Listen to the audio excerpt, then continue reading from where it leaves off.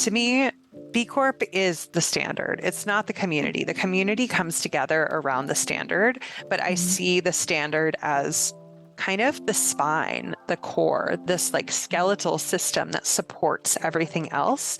And my concern does not come from businesses like Nespresso being B Corps, because there's a lot of good that they're doing.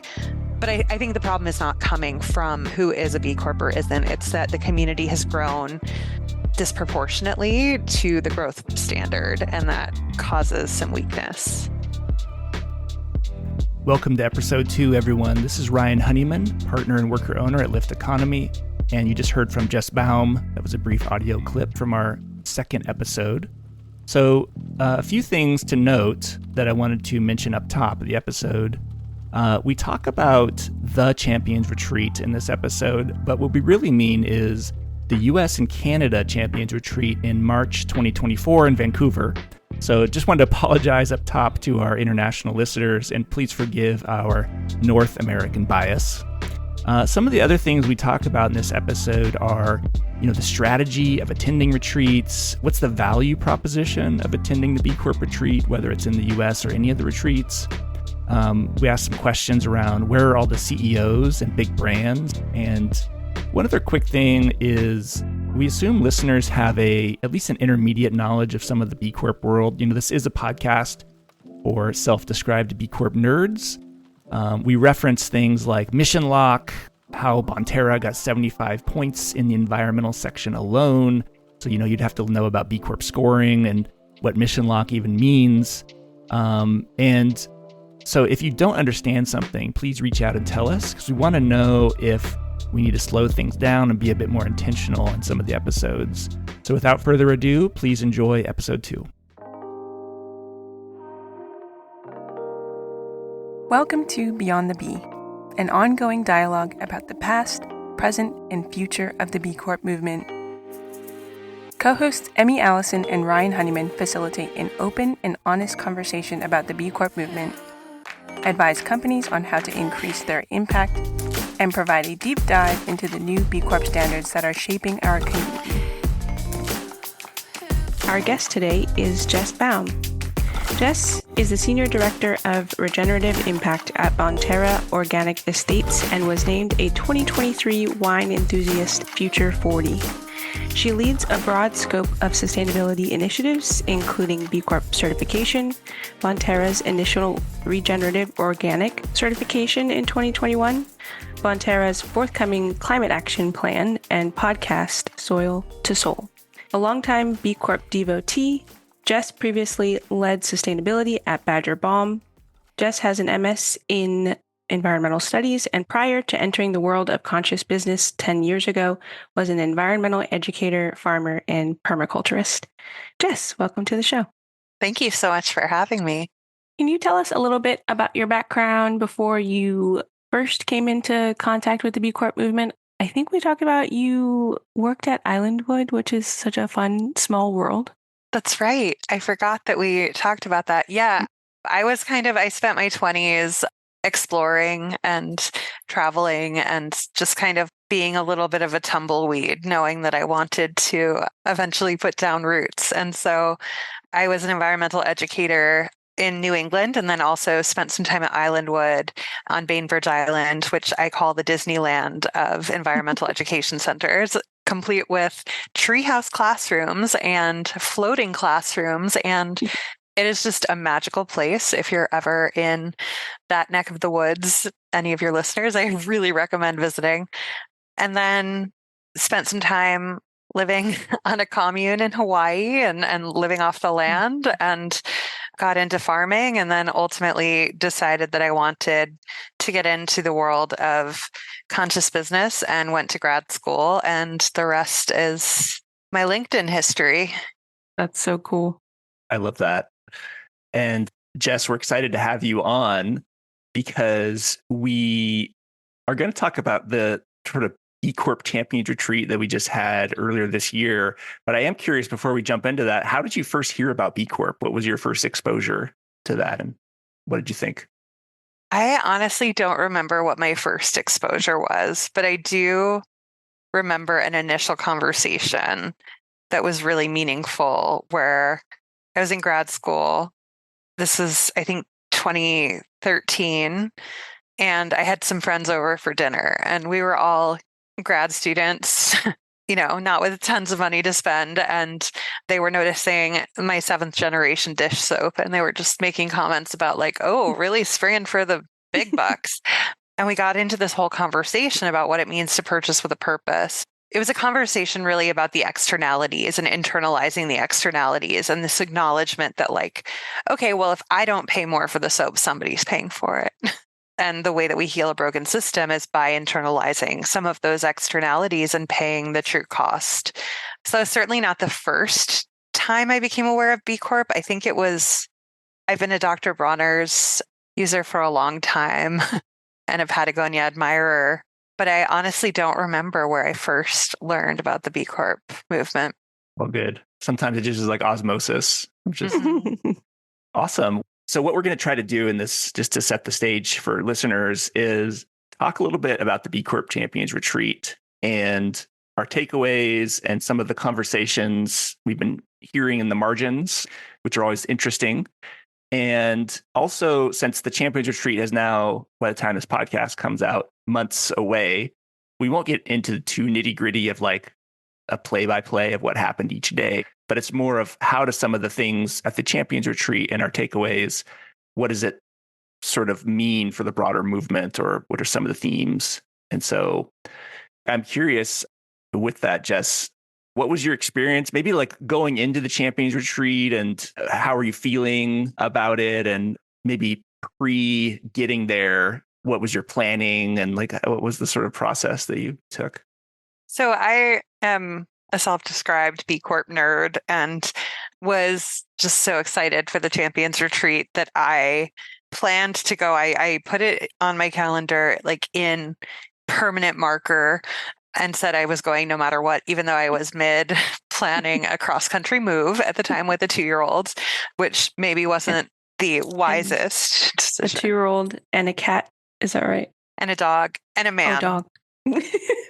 Don't tell him I put him last. So I was going to attend come hell or high water. And I think ultimately a reason for that is, so somebody just posted one of the, like super tiny clips that you see on Instagram.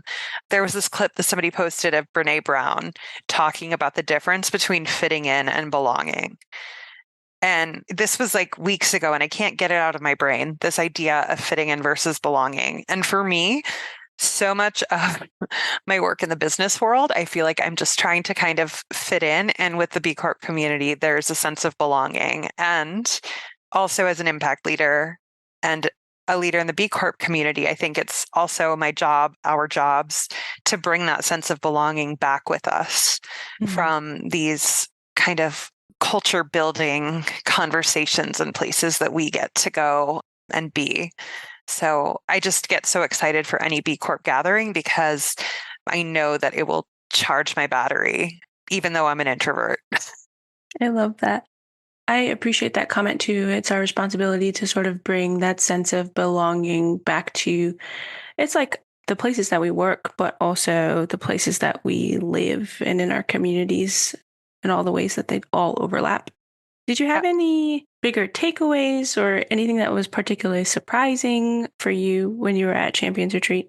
I arrived just like ready to be present for what was going to be co-created. And I think that that always allows for some extra magic, to have some looseness, and also to just say yes, right? When you just like have an attitude of like, which I don't normally in my daily life, I can be like very type A. So I knew going into it, like that's what I wanted. And I went early and stayed late. So I went early and was part of some really great pre-conference activities. I went there was this 10-tree tour where we drove like an hour and a half and went into this forest where an Indigenous man was really like the guardian of this forest, and his family had been for generations. And he spoke to us about his takeaway on regenerative logging and on selective logging that actually strengthens the forest. And 10-tree, through their nonprofit spinoff arm, Veritree, has all of like what they're calling a smart forest, where they're kind of tracking what's happening there. So that was amazing. And just whenever you get to spend a chunk of time with a smaller group of people at these events, I think is so meaningful because it can be just so much all at once. So we did that. And then we had the most delicious plant-based meal at this like off the beaten path place that was it feels like a fairy tale talking sometimes about days like this. And it was so delicious and so great. And then a bunch of us just like ran off and like put our bare feet in the river. I don't know, like one of Amazing. it was just Amazing. beautiful. Classic B Corp gathering. Classic B Corp gathering, all while talking about climate and about sense of place and about equity and inclusion and about getting better at doing good together. That's so cool. Thank you for sharing. I didn't get to go to any of the tours. My schedule was so stacked. And so it's always so lovely to hear about. And I've heard about the tour, the 10 tree tour, but everyone's specific experience and perspective is just so truly delightful to hear. Did you go on any of the tours, Ryan? I did not. I couldn't quite get it together, but also was just wanting to chill out. Yeah, I probably got to see Jess more than you, Emmy, because your schedule was so stacked. It was wild. The theme was restore, though, and I feel like it was taken very seriously. And I appreciate that. Emmy, tell me about what stacked your schedule so much. I know a little bit about some of the events you went to, but what were you doing when I was lying in the forest? Yeah. And you should also describe what the BIPOC network is, Emmy. Yes. I think I don't know if I'll do it justice, but I would say, well, folks who are network leaders just kind of inherently had already sort of like a double schedule because we had a whole full day of programming on the day before the first official day of the conference. And then, I have been chosen as one of the BIPOC network leaders, which is a space for folks who identify as Black, Indigenous, and or people of color. It's like B Corp adjacent. So folks who are employees and founders and owners of B Corps, but folks who are also Be Curious as well. And so we had a BIPOC network event on that Tuesday as well that the board helped to put on alongside Shauna Kelman, who was incredible at organizing that event. And then there were some events for the level participants as well, the level program being the program that supports women of color owned businesses through the B Corp certification process, which I had the pleasure and privilege of joining the first cohort, or a cohort for the first time for myself last year. So it was cool to see folks in person and all that jazz. But yeah, it was a stacked week on top of like a West Coast travel stack. It was like Northern California, Portland, Vancouver, and then Seattle. But so nice always to see everyone and be able to hug folks. Yeah, and I think Emmy also was called in to do some recertification, 7 a.m. recertification office hours. Oh, live. yeah. Alexander was like, if anybody wants research help, you can come get it at 7 a.m. any day of the conference. So I'm always down to talk about research. Yeah. Jess, what is your strategy for coming into a conference like this? Is it like, okay, I'm going to look at the attendees, see who I know, try to set up some one-to-ones? Like, how are you thinking about this retreat as you're coming in, or any conference, I guess, as you're coming in?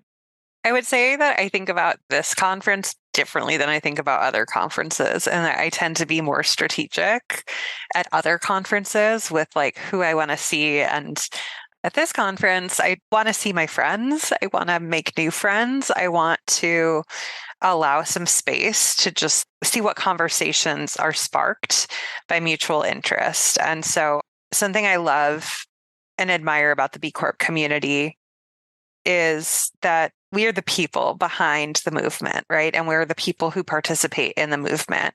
And a lot of us have been with multiple different B Corps. So there's this joke at these conferences where it's like, it shouldn't just say what company you're currently with, but what B Corps you've worked at previously, right? Because some of us have known each other in different roles throughout the years. So I think I approached this conference differently, and that there's a sense of like feeling into the energy and also honoring where I'm at as an individual. I tend to come in full blast, and I'm just so excited and overjoyed to be there. And by the last day, I am like a zombie. I think Ryan and I had a conversation on the last day where we were a little cross-eyed and just struggling to continue to integrate. It's like you feel like a sponge at some point that just like is so full that you just like need a minute. So yeah. And in terms of like, as a brand, because Emmy and I are coming in as like B2B more, and you work for Bonterra as B2C. What is like the mandate from your company, if there is one? There's probably not one, but like, what are you hoping to get out of the retreat? It's like, this is how I'm getting value that I can then explain to my company that it's worth going for. Yeah, I think that's a real question. And I'm really lucky. I have to say, I'm really lucky that as like the primary beekeeper at Bonterra, I'm kind of entrusted with, I don't necessarily have to give that ROI, but I will say that I think just like maintaining that connection to the community is where the value comes. And if I was challenged to provide a rationale, if I was challenged to provide a rationale for like why this conference is important, that's what I would start with is the importance of maintaining those connections.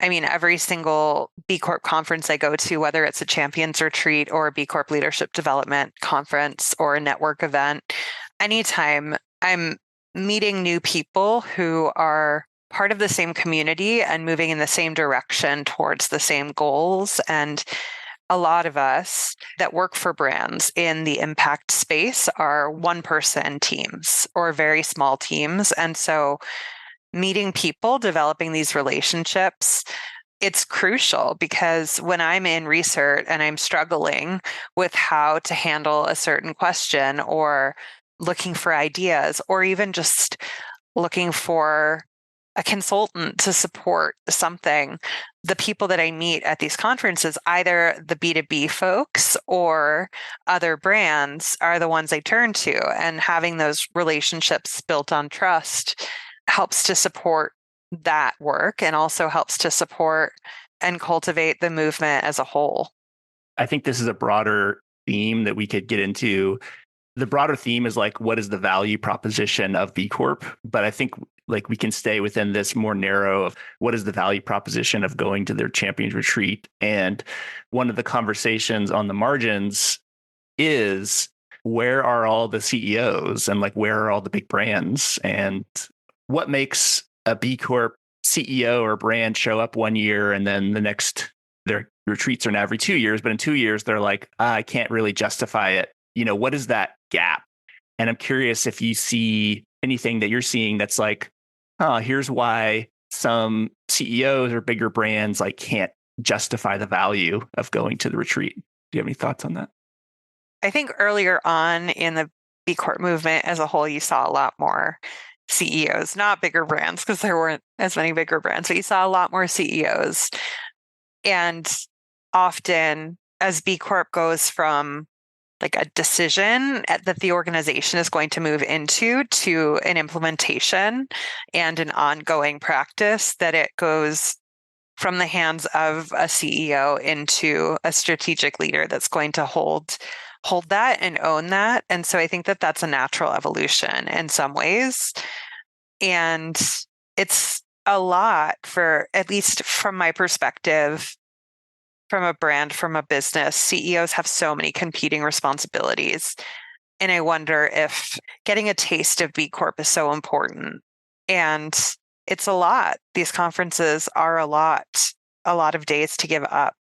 I find it's hard to both be fully present and to be checking email. It has to be one or the other, right? Like even taking like a meeting or two during the conference, a virtual meeting or two happens, but it can be hard. So I don't know if that's part of why. I also think I have seen some big brands. I think Nespresso was there. which is a different story for another day that we don't have to open that can of worms. But I think B Corp is so many things to so many people and so many businesses. And there's a delicate dance and a balance to be had between the standard, the certification, and the community. And it continues to evolve. That makes a lot of sense. And I love that. I think you said as it goes from a decision to implementation, it's like a natural evolution that sort of the executive leads would be less involved or less hands-on. And I think it's a good thing. And I think also it's a reflection of the movement is trying to be more inclusive and encourage more democratically governed organizations anyway. And so it's really refreshing to see so many different kinds of folks that have all different kinds of roles at B Corps. And that's also super fun, is like where B Corp lives is pretty different from B Corp to B Corp. You said we could talk about Nespresso another day, but I am interested. What's your take on multinationals in the B Corp movement? It doesn't need to be Nespresso specifically. My take is very different, I think, than perhaps others of my ilk, others that are dedicated sustainability and impact leaders, because I don't think the problem is having multinationals be a part of the movement. I think the problem is the standard.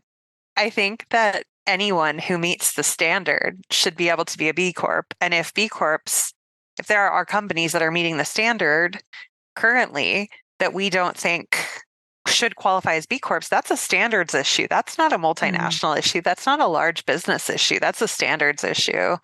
And I think while a lot of us are impatient and I have certainly been a loud voice of impatience around waiting for V7 at times, what I will say is that B Lab Global and the standards that is pulling the standards together and working on it is taking it so seriously and really engaging in this paradigm shift that I think will really serve the B Corp movement, the B Corp community, the B Corp certification for now and for the next generation and the next iteration of what this is becoming. And so to me, B Corp is the standard. It's not the community. The community comes together around the standard, but I see the standard as kind of the spine, the core, this like skeletal system that supports everything else.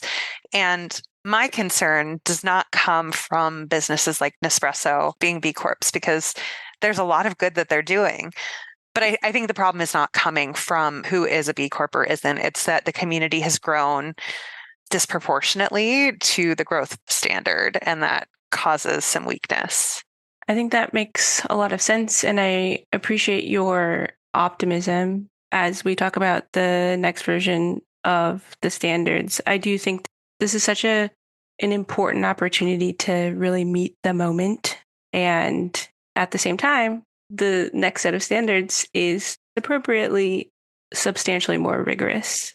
I'm curious how you and the team are preparing for the next version of the standards and sort of where you've been starting, I suppose. So we're currently working on our recertification, obviously with version 6. And I'm working with a group of students from CU Boulder's Masters of the Environment program on their capstone. It's my 3rd year in a row working with a student team, and they're just amazing and provide such incredible work. And I think I heard there's 28 programs like that throughout the US and Canada now, that the B Academic Network has just done so much incredible work. And so I have this team of 4 students, and right now they're really creating the project plan for this year's recertification and impact assessment. And then after that, they're going to be engaging in a project to make sense of the standard that was released, that the consultation period just closed from B Lab. And we know that that's not the final standard and that it will still change. But I think for me, the first step is to get that behemoth into a format that kind of is visual and can make sense, into a format where I can present it to company leadership, where I can operationalize it and begin to take pieces of that, it's just such a large document that I think it's hard to make sense of as is. And I love the framework of it for this idea that instead of just like choose your own adventure to get to 80 points, which on our last impact assessment, Bonterra scored a 75 in environment. And because in the environment alone. Yeah. Incredible. Because of just environment, because of IBMs. And so between that and the 7.5 points we get for being a wholly owned subsidiary that has adopted benefit corporation, legal entity for mission lock, those two things alone would get us over the line to be a B Corp. We could do 0. Like literally nothing. We could get 0 points for workers and 0 points for community and still be a B Corp. And that is a problem. That is a huge problem, right? And so the new standard takes these 9 areas into account and says, here's the baseline, like here's the floor. This is what a B Corp is. You can go farther and you can be recognized for doing more, but like you can't do less and still be a B Corp. And so I think it's this really exciting moment for the community of asking, what is a B Corp? And how do we measure it? How do we identify it? How do we decide what is and isn't? And by definition, it has to be more complicated than just points. And I'm really excited about the direction that it's going. But before I can present this kind of new structure to company leadership, I have to be able to say, here's what this means. Here's what collective action means in practice. Here's what will be required to do in order to meet this new requirement and this new section. So that's kind of where I'm at, is just wrapping my arms around it with the help of these really talented students who are just kicking butt at supporting us. So cool. One of the names we workshopped for this podcast was B Corp Nerds, and you ascribed yourself a B Corp nerd earlier. I was wondering if you might indulge us with some of the details from your environment section from the impact assessment.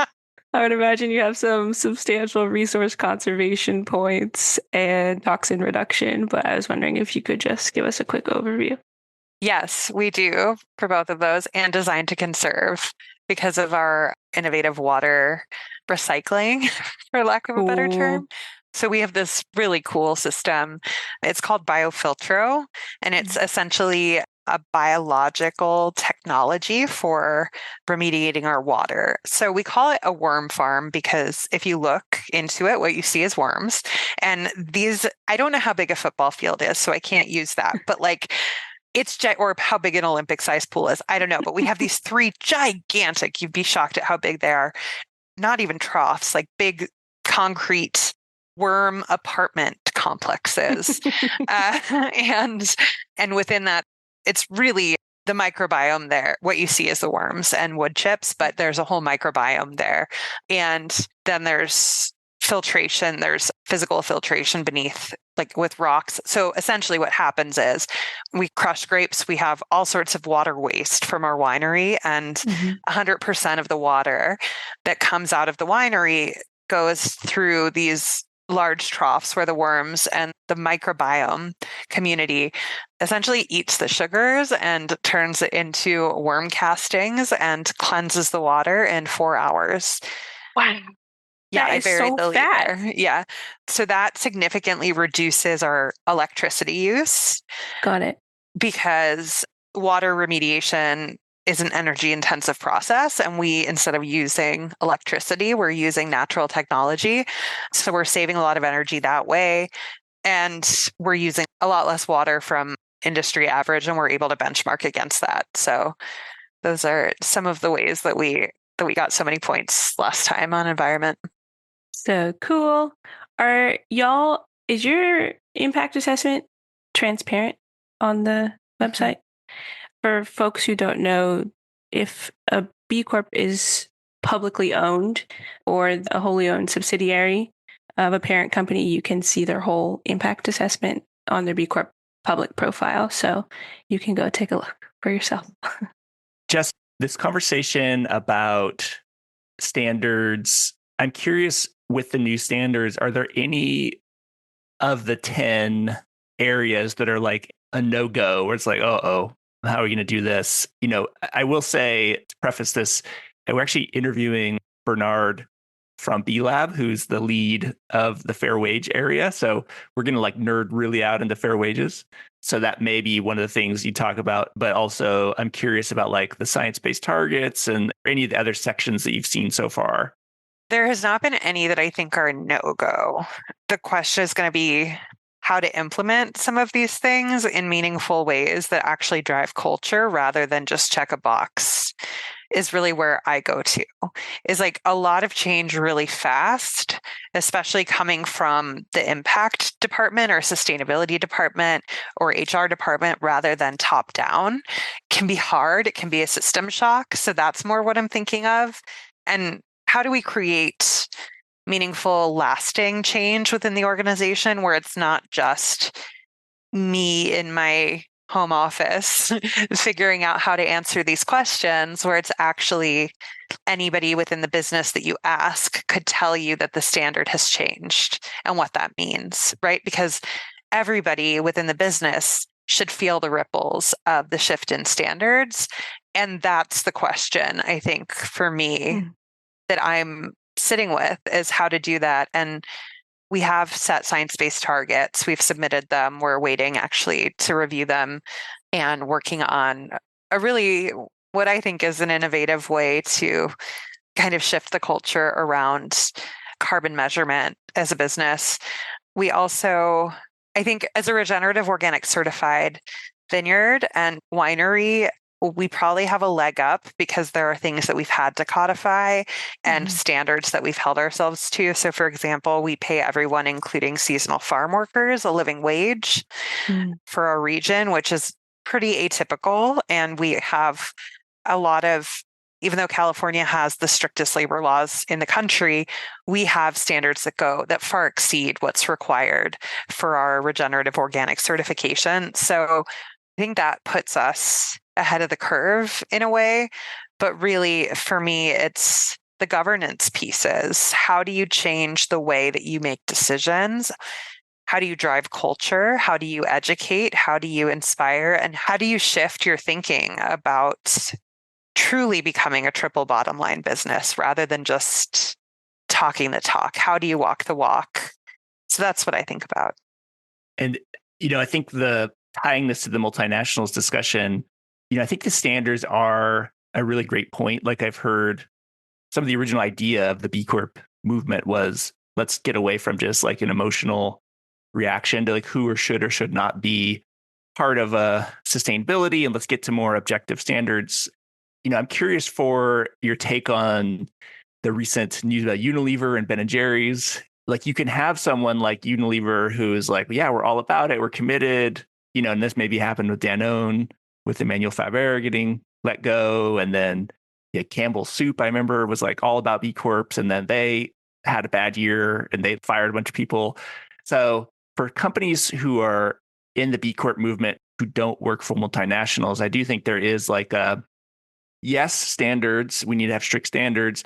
And it just seems like it's maybe more of like the publicly traded or like that multinational model can be problematic, even if there's like this intention of creating benefit. So I'm curious for how you sit with that.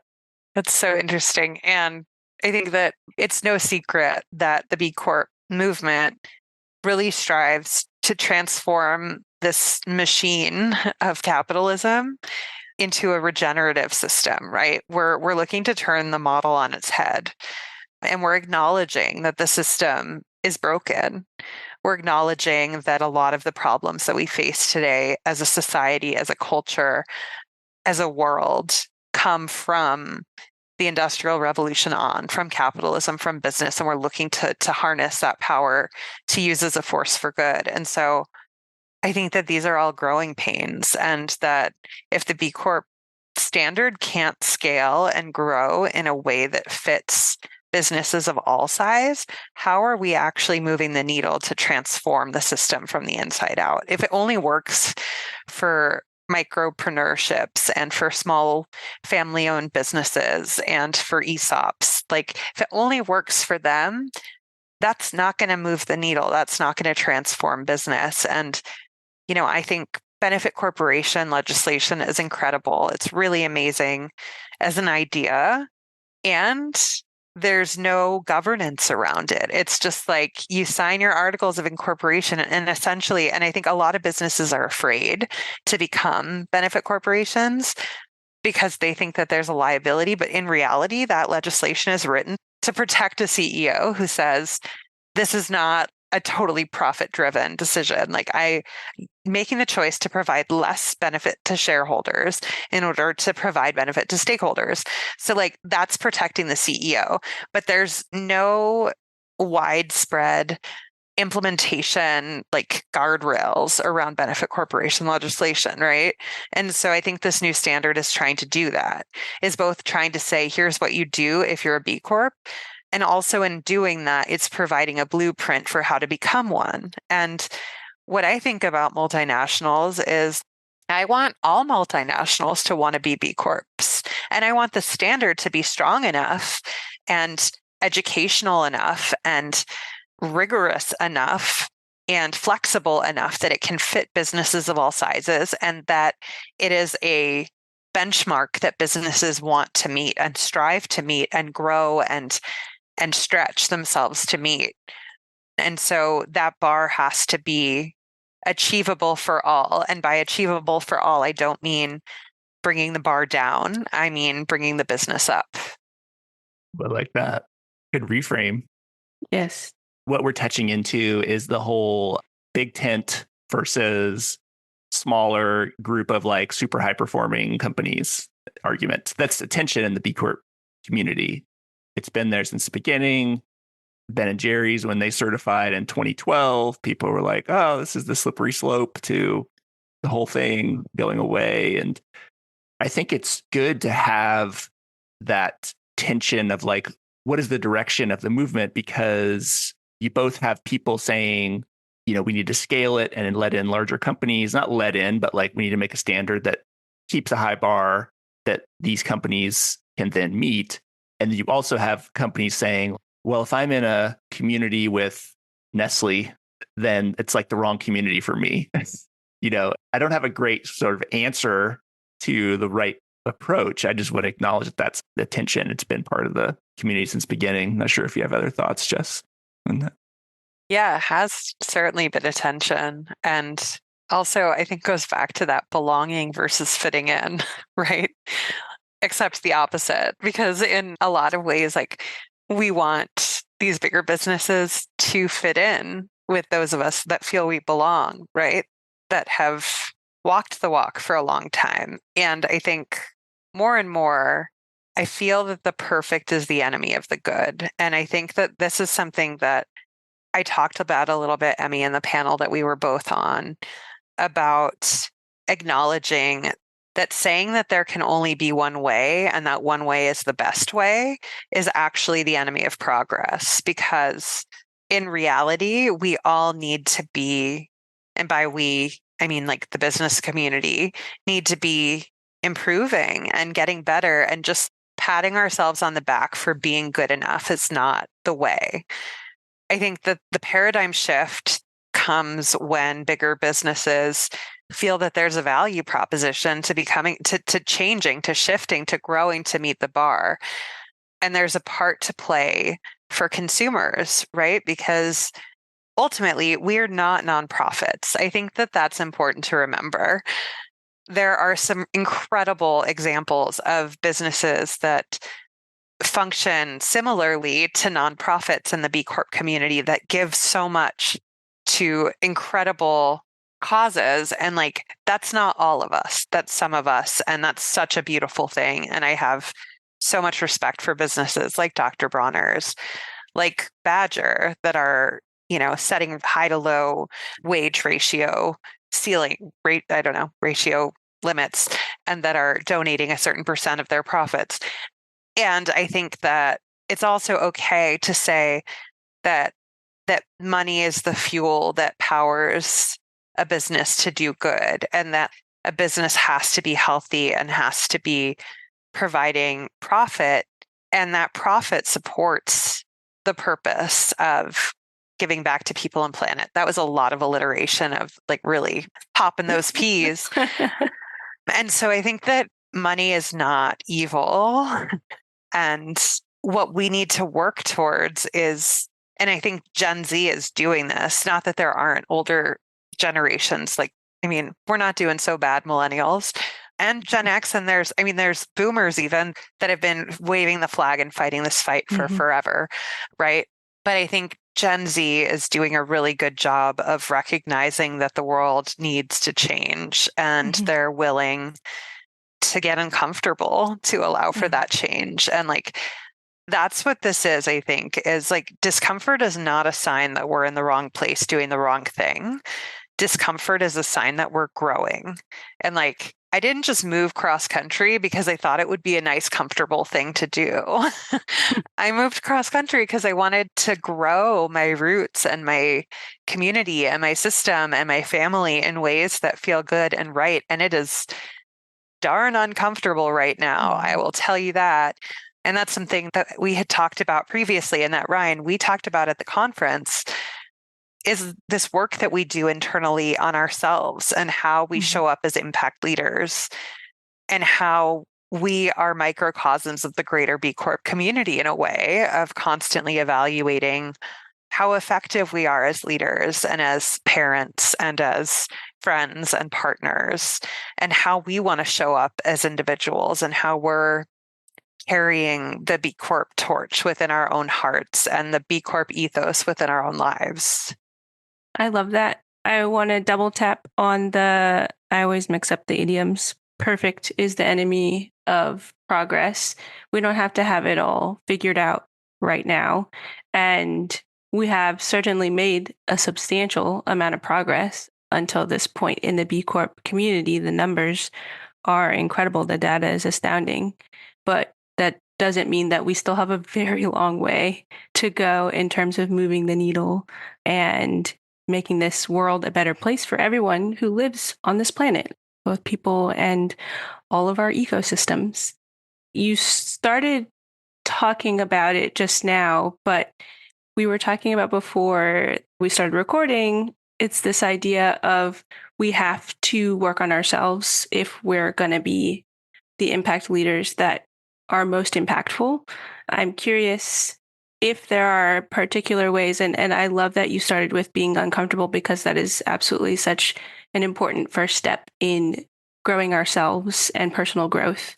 But I'm curious if there are other ways that you have found really meaningful or surprisingly helpful on your journey. And I think this probably makes sense for maybe all of us to go around and answer, if you wouldn't mind, Ryan.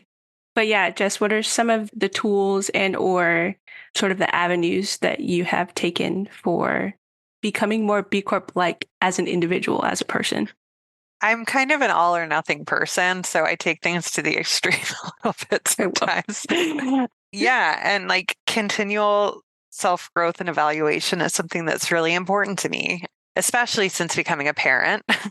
It's become even more important as I see so much reflected in my child. And yeah, so I don't know. I mean, I think something that I see in the B Corp community that is so beautiful that I learn from continually is the vulnerability that people are willing to show up with at the Champions Retreat and elsewhere, that we are real people with real struggles and real wins, and we do not have to show up perfect to belong. We can just be who we are.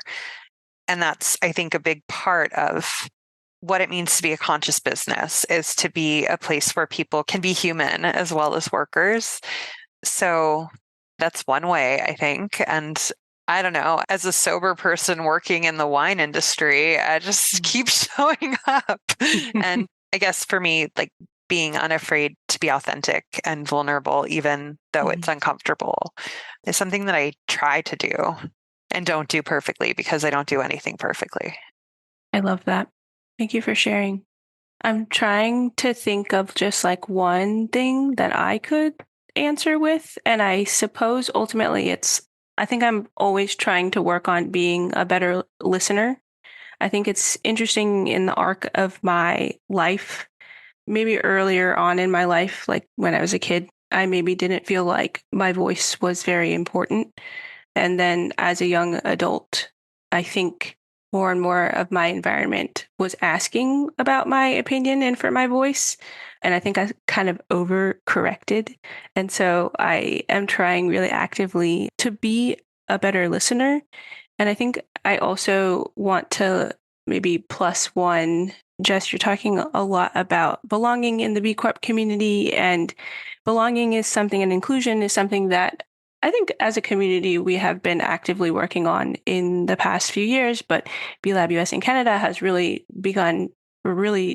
invested a lot more of time and resources into. And so it's been sort of my personal mission to ensure that the B Corp community is a safe place for people of all different kinds of backgrounds, and especially folks who identify as Black, Indigenous, and or people of color. I'm trying really hard to be real and to help folks understand that, again, this is not a perfect community and we have opportunities to learn and grow. And it's really important for me to listen to their thoughts and their feedback. You want to jump in, Ryan? Yeah, I could jump in. I mean, I think for me, there's several things that I sort of need to stay sane and show up. Definitely my meditation practice. So I try to do meditation in the morning before my kids get up. So I'm like trying to get up like 5 or 6 to meditate because it will not happen after 7 a.m. when they wake up. And also, Jess and I were talking at the B Corp retreat about internal family systems therapy, which has been a big part of the last several months. I've done therapy, personal and like couple therapy and like all the therapies I've done. But internal family systems is, for folks who don't know, it's sort of like identifying the parts of yourself that show up in different ways. So basically it gets you away from like, I am one type, like I am an anxious person, which is like the traditional, like maybe psychological way of thinking about anxiety or something, to there's a part of me that gets really anxious when something happens or like when something is activated. But there's other parts of me that are actually grounded. And so it sort of is examining the parts that show up and like sort of take over your system. And that's been really helpful for me. And speaking of sobriety, I actually don't drink, but I did try psilocybin mushrooms because we're just going to go there in this podcast last year. And that was pretty amazing. I don't know if I'm going to like do them again, but for the one time and like sort of had like a guided experience and like had a sort of a guide. And it was like, there's a lot of prep sessions beforehand. So it was like very thought out, but wow, psilocybin mushrooms are wild. So shout out. Talk about how to change your mind. And I think ultimately, I feel like personal growth, that's like such a wonderful outcome. And like what folks can be sort of aiming toward is, how do I be able to change my mind without so much like arm pulling or like, and now obviously we should be doing our research and you need to have your verified sources and all that jazz. But when someone is telling me that their experience of something is different, how can I be much more open to that? And psilocybin is extremely helpful for that. Let's just turn this into Jess, have you done psilocybin mushrooms before? And like, let's talk. I mean, not in a long time and not in a therapeutic way. Got it. I think it's the future. I think we're getting there. But I think that there's many ways to change your brain, right? To like rewire. I mean, internal family systems is one way that we're like, all of these things we're talking about are ways that we can change our neural pathways to be different in some way. And like, isn't that what we're doing as a B Corp community, is changing the mind of business, changing the flow, changing the way that things are done to make a better path forward for all of us. Like, that's what it is. That's what we're doing. And these growing pains that we're feeling as a result of things changing are natural. I mean, B Corp was founded in 2006. That was 18 years ago. Wild. Like, the B Corp certification and community is old enough to vote. And and there's a lot that's changed in that time, right? I mean, I think iPhones didn't exist yet when B Corp first came out. And I was just talking internally at Bonterra as we look at science-based targets and carbon accounting and like understanding that it's not so linear. I like to talk about how the history of financial accounting is thousands of years old. And carbon accounting turned 22 last September. Wow. And so it's like these things are all just evolving. And even like looking at where we were at on V6 of asking about carbon accounting. And one thing I didn't bring up that actually is a point of contention for me with the new standard as written that I gave feedback on was the language of net positive or net zero. I think that the draft of the standard was still using that language. And I think that that's a dangerous thing to use because these things are all constantly growing and changing and words are just words, right? And like, it's so complicated and it doesn't stand still ever. Truly. So you're saying carbon accounting cannot get discounts on its insurance yet because it's only 22. Correct. Yes, it must pay full price to drive a rental car if it can even rent a car at all. And if it can, it would be an EV. There you go. Yeah. Can I just say, since this is a B Corp Champions Retreat to recap podcast, I have to put a request to the planning team for next time in 2 years. I do Milwaukee. think that Milwaukee. Yeah, there we go. Milwaukee. That's what I think about when I think about. I'm excited. Yeah, I think there's definitely a content delivery challenge of large plenary sessions.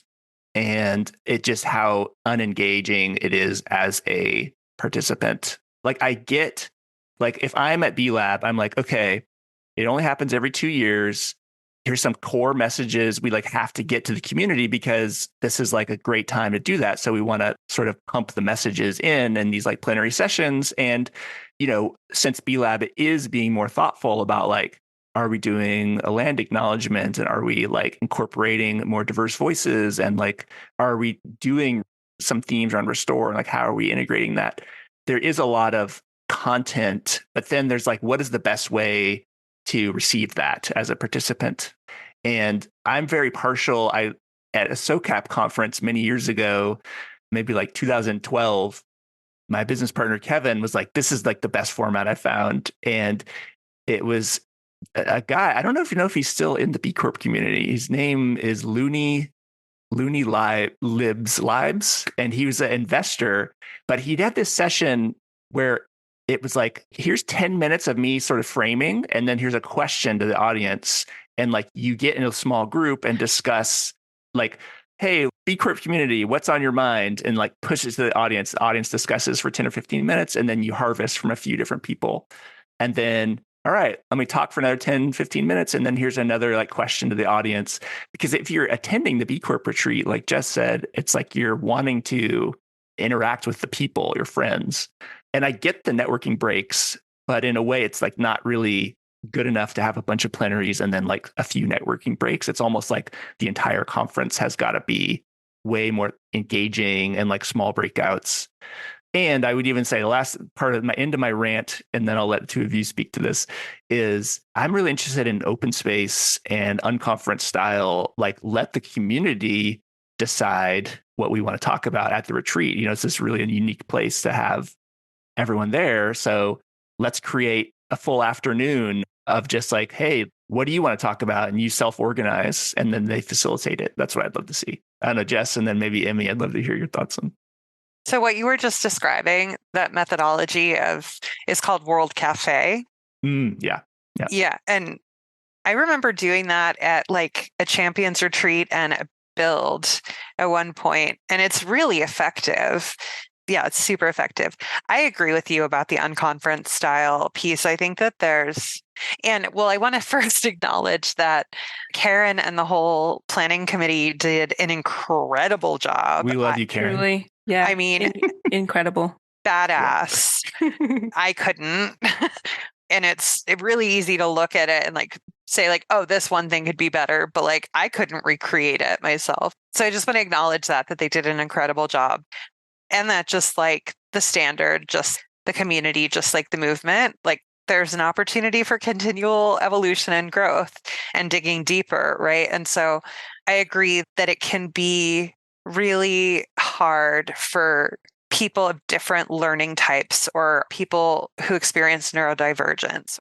It can be really hard to just sit there and absorb. And I think that the measure of how engaging something is could also be taken by like how many people find more value in not being there, of like being around the conference rather than in the session. And I think that's a good question to ask because I don't know, I have to exit quite a bit in order, like at the start, I'm like really present and able to really be there. But like there's only so long that I can sit still and absorb without doing some incorporation of some kind, without doing something in my body, without having a conversation with people. And so I'm interested in how could these conferences better create those spaces, like you said, for smaller groups. And maybe it's that there's like mini conferences connected to the large conference. And it's like you pick, I don't know what it is, but I know that for me, going on the tours before and after, like that's why I block the week and prioritize that, because that for me feels like a mini conference where like there's a manageable number of people that I feel like I can connect with. And I'm really interested in that. Like, how do we as a group build culture for a day and learn together and build trust and not just be spoken at? Because at some point, I mean, I'm an auditory learner. Like I'll acknowledge I'm an auditory learner. I am somebody that can like sit in a lecture and just like absorb. And so I know that if it's too much for me, and my sister and my partner both struggle with auditory learning. So I know that like if it's hard for me, that it's hard for a lot of people, because like generally that's not something that's super hard for me. Like something I would love to also see more of is the last night was really challenging for me, with there being like nowhere to escape the noise and nowhere to have a conversation. Because I'm somebody that, especially once I like get to a point of over socialization and overwhelm, like I want to be spending quality time with like I want to be like in a corner having a conversation. And I know other people want to be dancing and like, and sometimes, and I want to have the option. I want to have the option of doing that. But I also like, I need my like introvert corner where I can just like process with a couple of people and have deep, meaningful conversations, because that's also how I integrate the experience of the conference. And so it's just interesting to like look at how do we make this inclusive and accessible to all people, and acknowledging that it's more important to first make sure that this is an accessible place for BIPOC folks and for queer folks. Not that anything is more important than something else, but like there's so many ways that they are creating an open, safe space that it takes time to figure out how to do that for everybody all at once. And that's okay. Yes. And I will say too that this past Champions Retreat is very much the result of feedback from other Champions Retreats. And I have heard that previous Champions Retreats, there weren't enough networking breaks, or like there's too much moving around, like that type of thing. And now the feedback is there's not enough moving around and there's not that type of thing. And it is really important for everyone to provide their feedback, because that feedback is taken into consideration very greatly.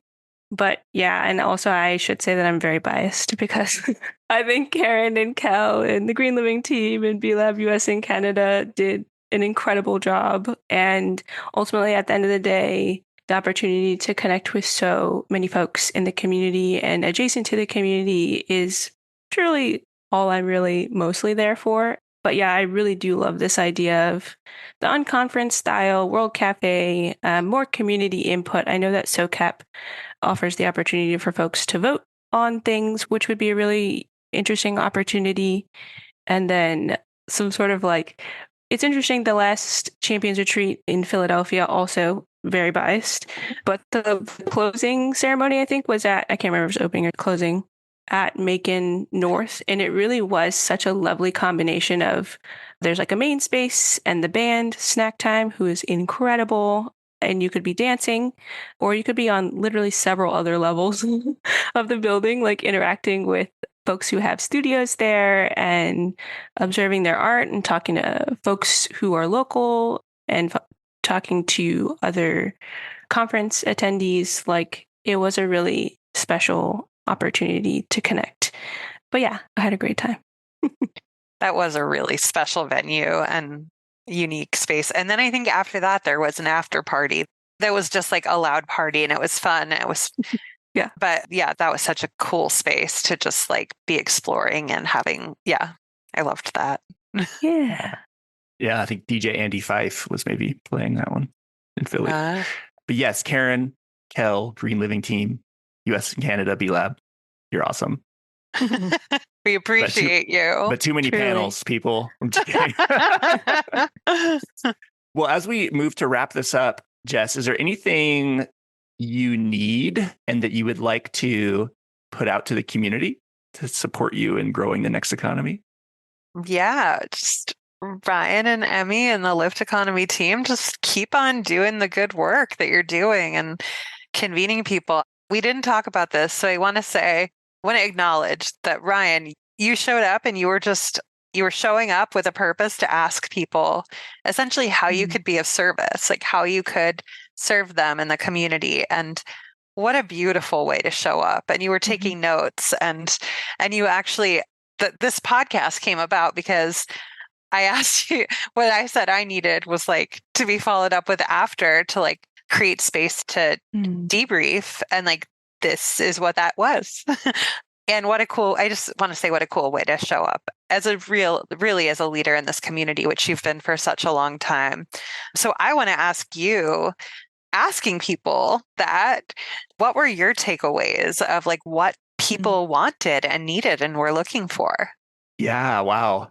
It varied pretty widely. I mean, I'd say maybe a third to half of like, especially like B2B companies were like, well, if you know anyone who like needs services, like kind of more the business development stuff, which is, it's totally like, that's what a lot of us need to sort of get to the next level.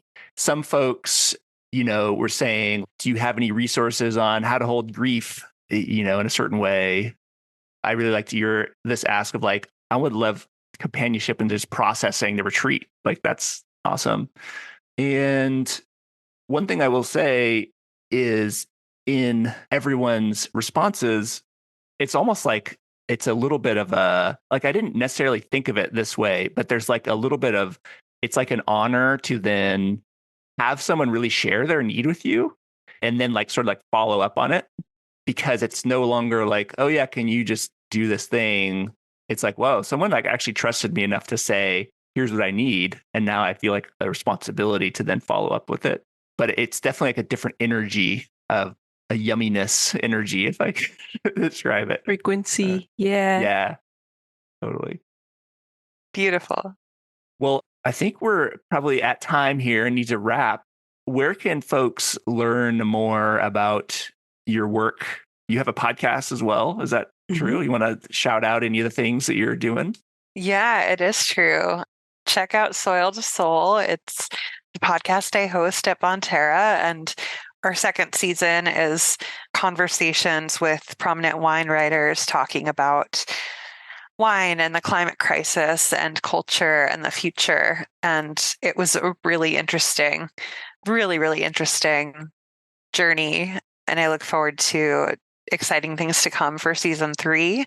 You can find me on LinkedIn and just like hanging around the B Corp stuff at some point or another. Soon to be local New York City, perhaps. Yeah. Well, thanks so much, Jess. It's been a pleasure, and hopefully we'll do it again soon. Yeah. Thanks, Jess. Always a pleasure to speak to you both. Thank you for listening to Beyond the Bee. We are trying to grow our audience and wanted to ask you a huge favor that you can do right now. Try to think of one person that might like this show. Then pull out your phone and text them something like, hey, I think you might like this new podcast, Beyond the Bee. Check it out at lifteconomy.com/beyond. You can subscribe wherever you get your podcasts. Seriously, try to text someone right now. Pull out your phone. Then follow up with them to see how they liked it. This would be super helpful for us. We deeply appreciate your support.